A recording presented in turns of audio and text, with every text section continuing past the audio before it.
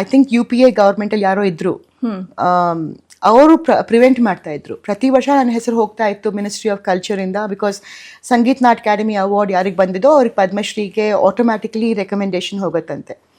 ಅದು ಆಮೇಲೆ ಗೊತ್ತಾಯ್ತು ನನಗೆ.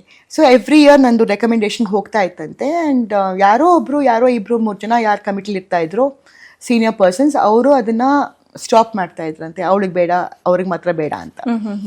ಸೊ ನನಗಿಂತ ತುಂಬ ಜನ ಜೂನಿಯರ್ಸ್ಗೆ ಯಾರು ನನಗೆ ಅರ್ಧ ಕೆಲಸ ಮಾಡಿದಾರೋ, ಕಾಲು ಕೆಲಸ ನನಗಿಂತ ಮಾಡಿದಾರೋ ಫೀಲ್ಡಲ್ಲಿ, ಅವ್ರಿಗೆಲ್ಲ ಪದ್ಮಶ್ರೀ ಬಂದ್ಬಿಟ್ಟಿತ್ತು. ಓಕೆ.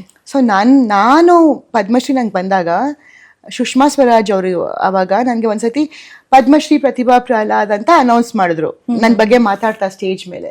ಅದಕ್ಕೆ ನಾನು ಇಲ್ಲ, ನಾನು ಪದ್ಮಶ್ರೀ ಅಲ್ಲ ಅಂತ ಅಂದೆ, ನನಗೆ ಬಂದಿಲ್ಲ ಅಂತ.